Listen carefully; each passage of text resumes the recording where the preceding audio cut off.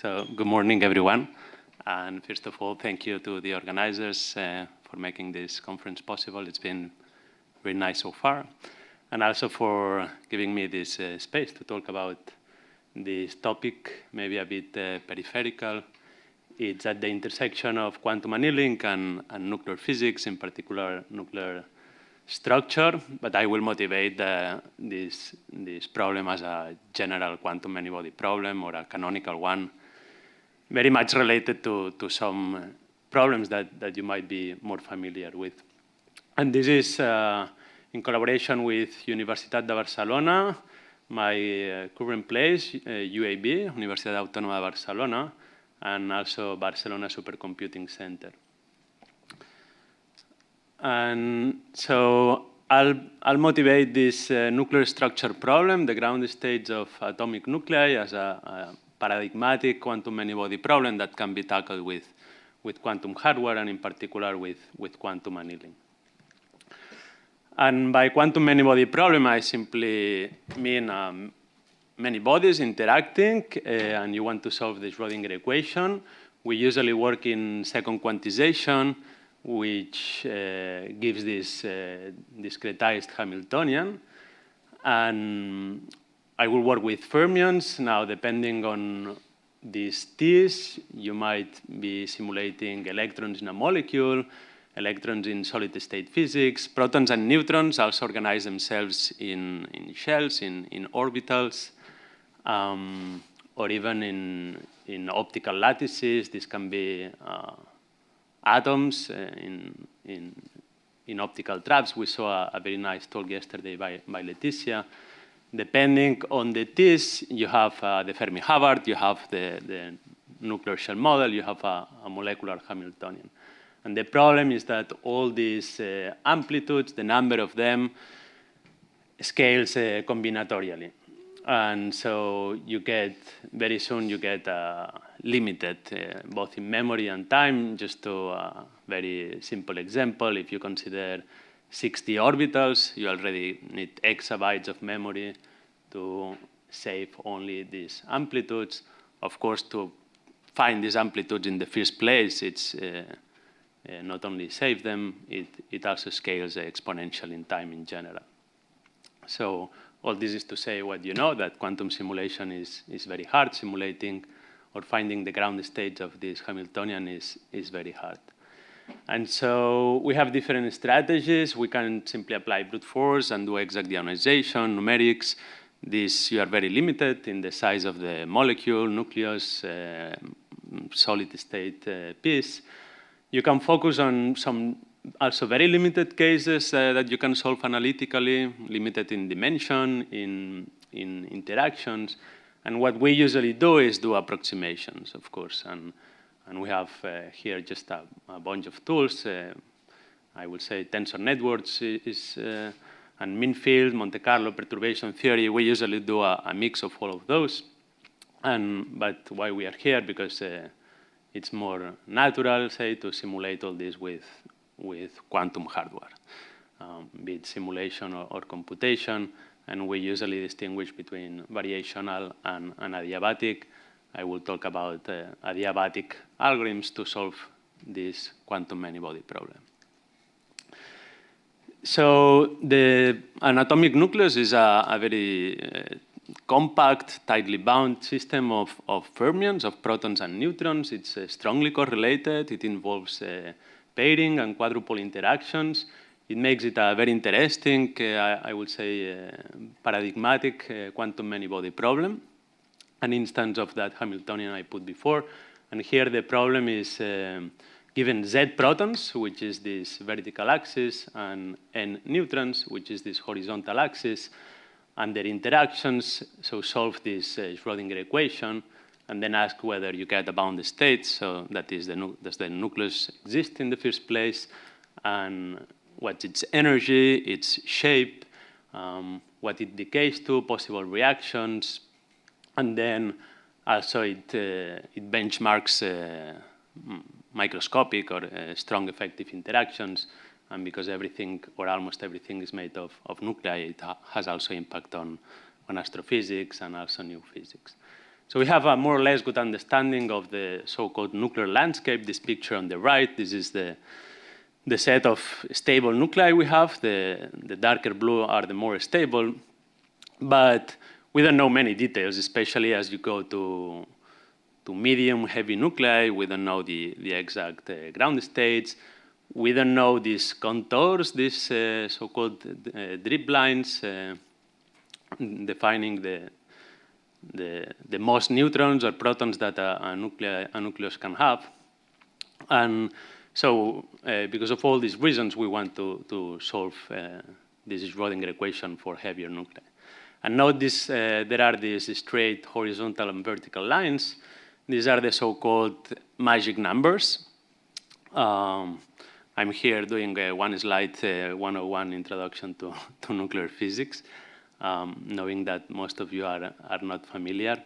So these magic numbers are numbers of protons and neutrons that make atomic nuclei specially bound. And by this I mean that if you consider a nucleus with one more proton or neutron beyond this magic number, the separation energy, the energy it takes to separate one nucleon, it increases very much. And you can understand this very easily, I think, or in a very simple mean field picture. You consider that all protons and neutrons are subject to a mean field due to all the other nucleons. And this mean field is a harmonic oscillator or quadratic potential with a spin orbit term because we have fermions. And then you solve this and you get a series of, say, textbook energy levels in this quadratic potential, and they bunch together, they cluster together, very much like in bands in solid state, except that here we don't call it a band, we call it a nuclear shell.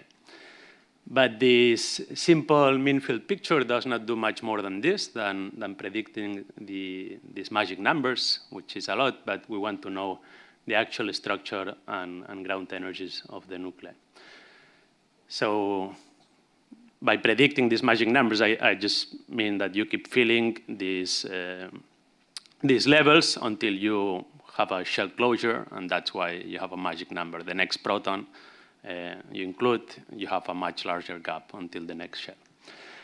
And so back to our Hamiltonian, we know much better what all this means for nuclei. These I's and J's and K's and L's run over the orbitals given in a particular shell. Here I put an example of an SD shell. And then nucleons can hop around in these orbitals. And where do these T's come from? So from the underlying physics. In principle, it comes from QCD or strong effective interactions. At the end, you fix them phenomenologically to ground energies, to scattering, that, and so on. And just a reminder, these are fermion operators. They anti-commute. They are not spin. This is important if we want to use quantum annulers. And so how do we solve this Hamiltonian? So I would say in the usual ways, by brute force, but as you consider isotopes, that is more neutrons in a particular shell, the number of ways you can distribute these neutrons in the shell scales combinatorially. So you are very limited. And then, okay, you can do tensor networks and other strategies, but thinking already in quantum simulation or quantum hardware, we tried a VQE. We found good results in the sense that we could simulate very large nuclei, but the scaling was not great in the sense that if you plot this log-log scale quantum cost in terms of number of synods versus the classical cost, say the number of the dimension of the Hilbert space, there does not seem to have an exponential increase. And so the question, this brings to the question for why we are here today. So does adiabatic evolution work for this particular Hamiltonian? And so basically slowly evolve from an initial ground state or initial simple Hamiltonian, from which we know the ground state, to the target nuclear shell model Hamiltonian. And because basically we were the first to try this, the questions we have are simple. Does it work? So this does not necessarily work. We can have closing gaps. We can have a very bad scaling. And also what will be an efficient time protocol and a good driver or interpolating Hamiltonian. We test this with classical machines. Just to be sure, we do matrix calculus. We also did some translation to circuits, to gates. And the results I will explain are mainly in this paper here, which was out this summer. Just to be sure, if you want to translate this to an actual quantum annealer or say a quantum computer, you have large overheads when you translate these fermions to qubits. In digital, you have to exponentiate for each time step.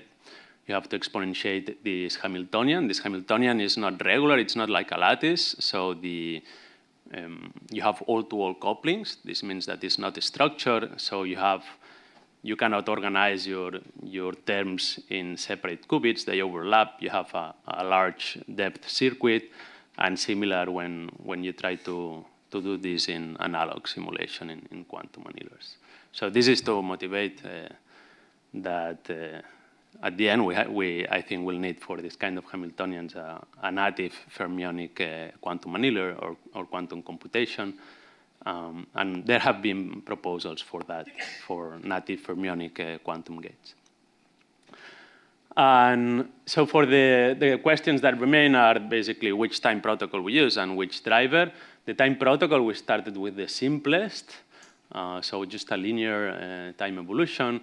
Of course, ideally, you would go slower in the gap, except that you don't know the gap a priori. We have seen this in other talks. And we tested a minimal, even maybe naive, variational algorithm with one parameter, C. This C is basically the acceleration. So if C is 0, you have a linear protocol.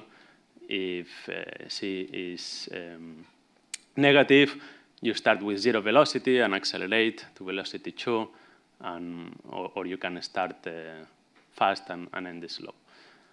And then for the driver, we need a Hamiltonian that is simple enough so that we can solve it.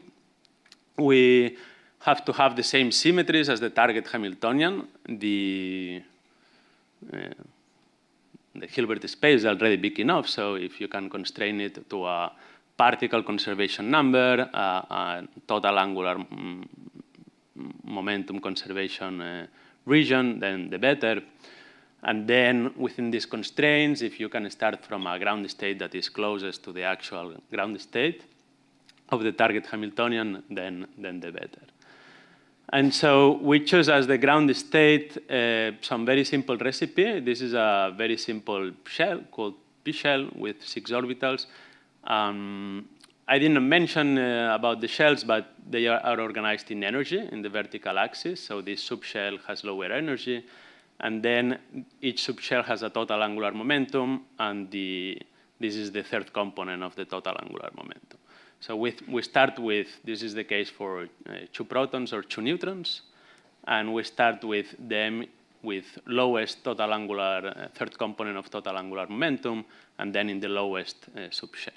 And this is usually the lowest, the basis state or the Slater determinant with lowest energy. So, and the Hamiltonian is basically the number operator applied to these occupations. And we had a normalization constant so that it sets the scale of the target Hamiltonian. So, yeah, those are the 2 things we need. And answering the first question, it basically works. It works very well. Of course, it depends on the annealing time. But this is in the typical nuclear scale. We use MEV. And so here is the spectrum, and the dashed line is, the dashed blue line is the expected value of the Hamiltonian, the energy at each time throughout the evolution. and it basically overlaps with the ground state. And then these excited states are colored in red according to the probability of being occupied. Now, they look very red, but this is actually a log scale, so they are actually barely occupied. And you can also see this with the final results in terms of fidelity and relative energy error. With enough time, you can basically reach the ground state. And this is for beryllium 8. This is a particularly simple nucleus, but actually this works for nuclei across different shells. So the P, SD, and PF shells. Sorry that you can not see this. Great.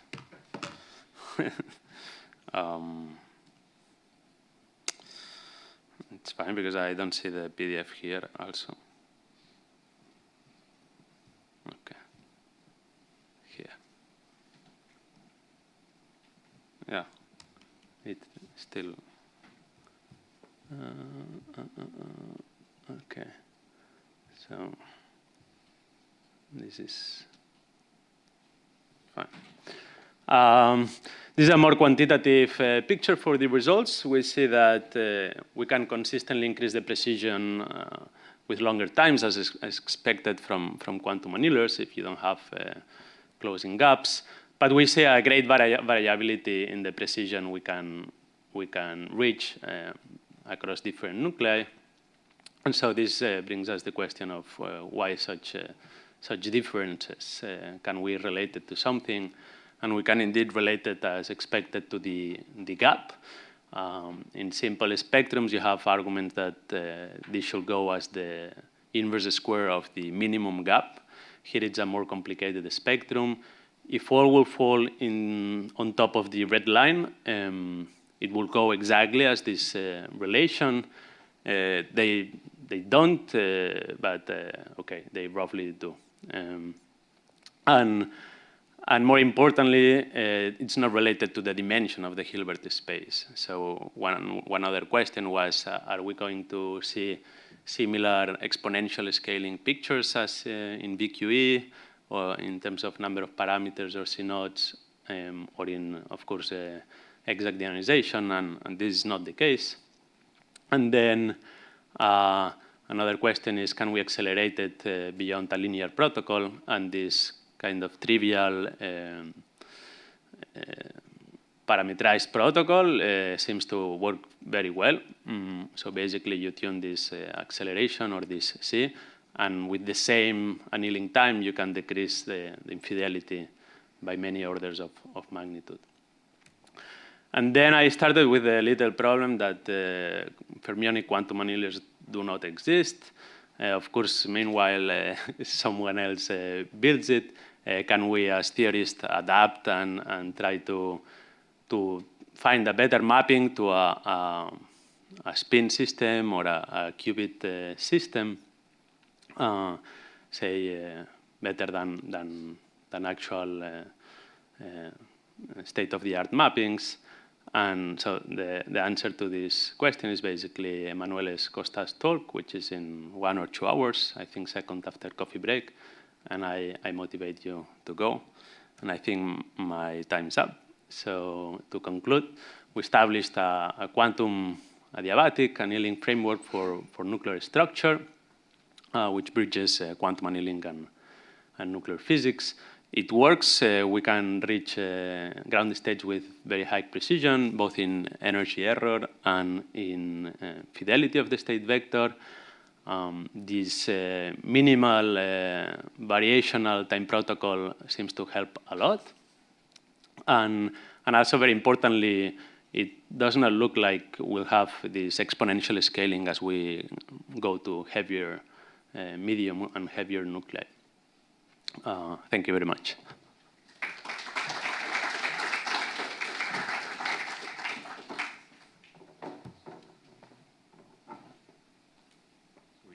Hello. Yeah, there's a question over there already.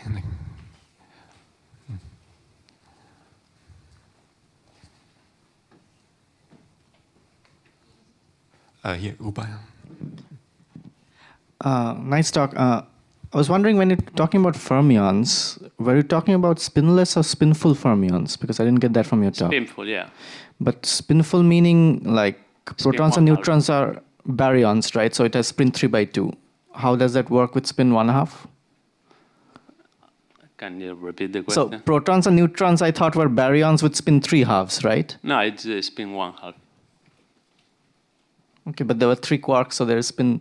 Okay, it's based on, I guess, the MZ maybe. Okay. And the second question was, so by annealing, what you're removing is from VQE is the optimization, the complexity of optimization, right? That's why you're getting faster results? Like the complexity, where is the loss of complexity happening? You mean the picture I put of the VQE we tested before that? Yeah, I mean, I couldn't get why annealing was doing so much better than VQE. That's basically the question. Yeah, good question. So in VQE, as you go to larger dimensions, you need more and more parameters in your VQE, and therefore more and more CNOTs. And I'd say we need more statistics, but if you log plot this, you don't see a very good scaling. And so I didn't have a good intuition a priori on that, but it's also not surprising that more complex nuclei need more parameters, right?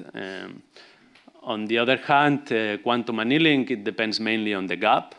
And yeah, thanks for the question, because I actually forgot to explain something, but it was not related to the dimension, but the larger gaps and the more efficient quantum annealing protocol were for nuclei which have a particular structure, which is that the subshell closes. So you have a shell and subshells, and if the first subshell, say, has 6 orbitals and you have 6 neutrons, an isotope with 6 neutrons, then that has a larger gap, which is kind of intuitive because one more neutron goes to the next subshell.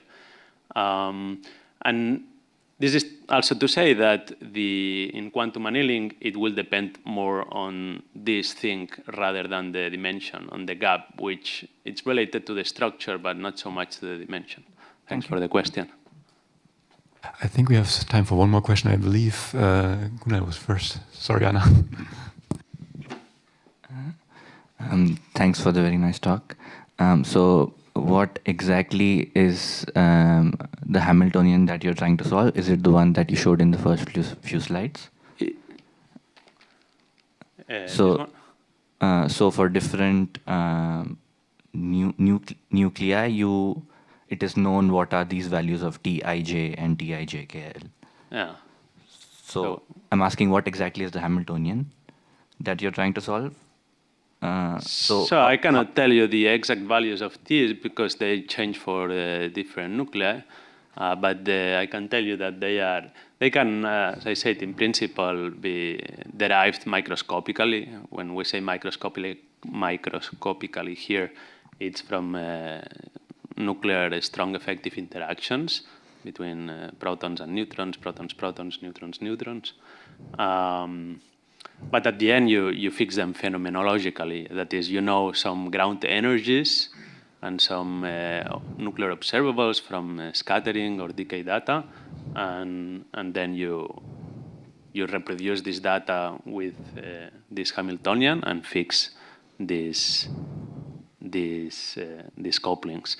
Note also that this can be an easy to solve Hamiltonian for isotopes which have just a few neutrons in the shell, because you have just a few combinations to distribute 2 neutrons in, say, 20 orbitals. But when you have 10 neutrons in 20 orbitals, this increases very much, but the couplings are the same.